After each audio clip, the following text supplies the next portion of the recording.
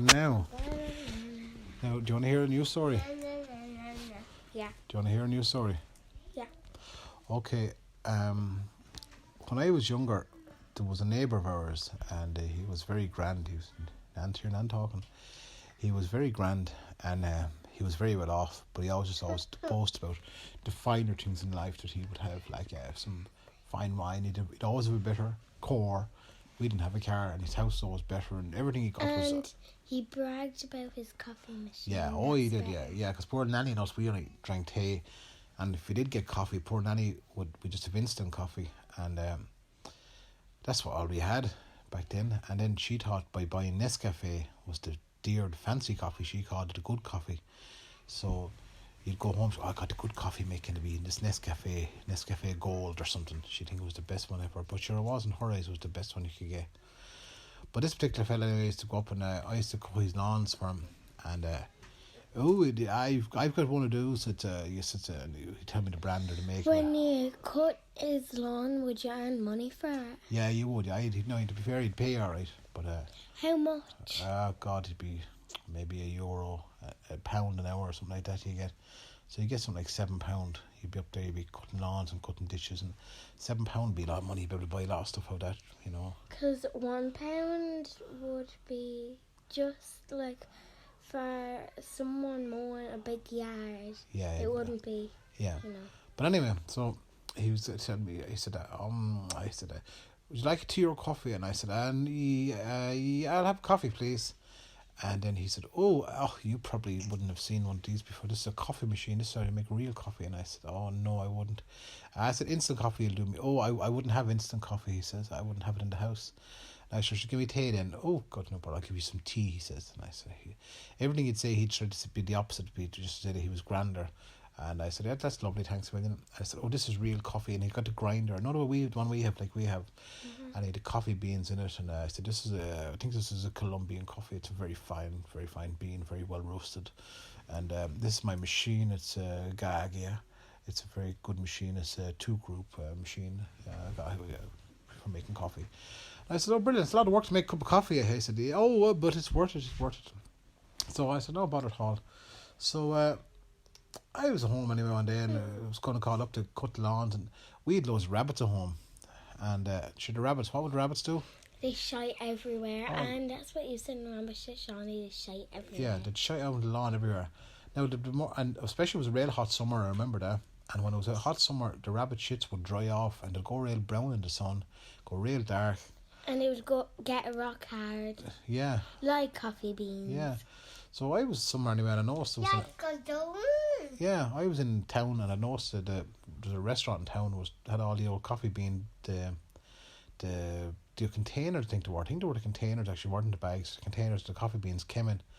So anyway, so I'm going to do for the cracks. So I got all the rabbit shit and picked them all up with my finger. They were dry, it was no bother, and put them into this coffee tin. Now the smell in the coffee tin was still there, right? Nothing there. The beans.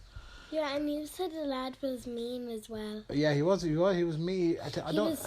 He was just trying to show off what he has better than you. Yeah, I know, he was doing it the whole time. So, and I said, I'm going to play a trick on you, man. So I sealed up the coffee bean tin and put the silver foil and all back on it, put the lid on it. And it smelled like real... Oh, it smelled like the real beans. Coffee beans, because... it was an old tin. It was it was a actual tin, Ross in the bag.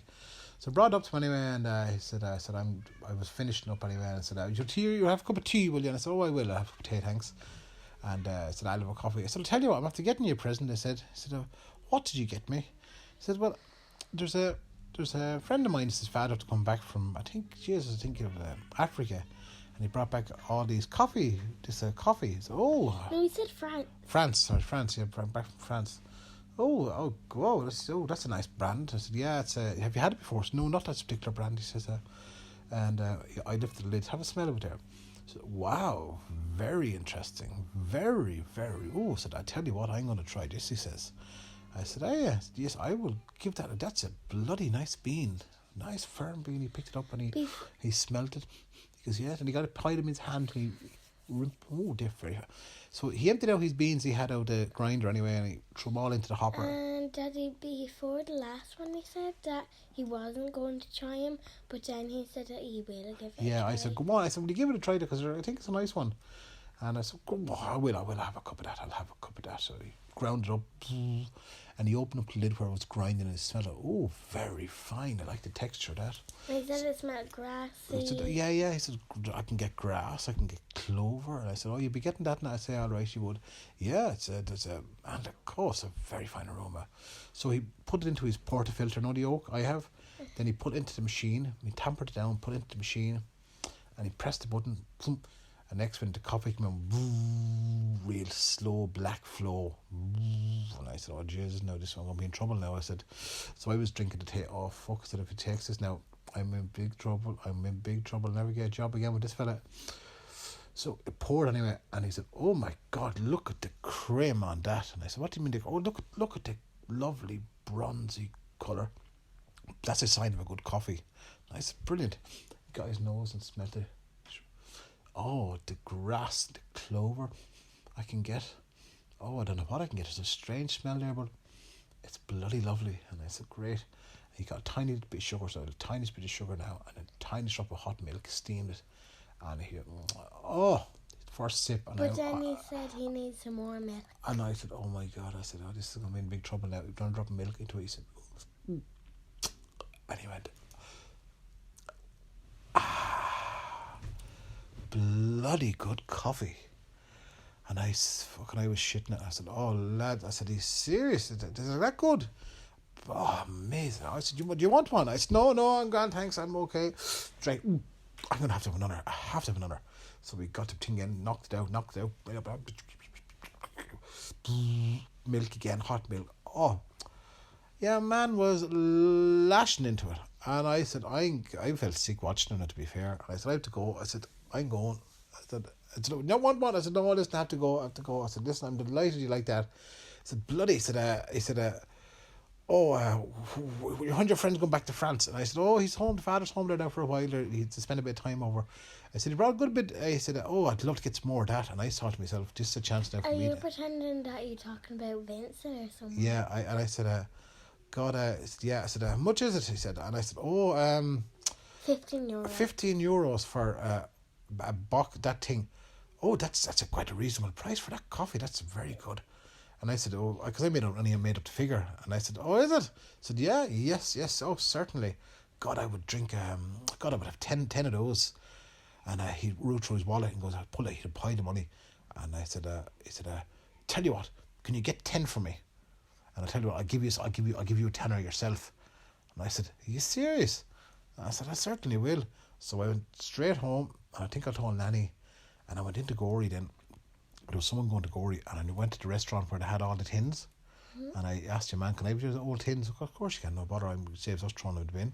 So I took them all home in a plastic bag, went out to the lawn that evening, out in the lawn, scraped up all the rabbit shit I found, packed it in, sealed them all up, into the 10, sealed them all up to your man the next day. I said, Hubert, I said, I've got that coffee for you.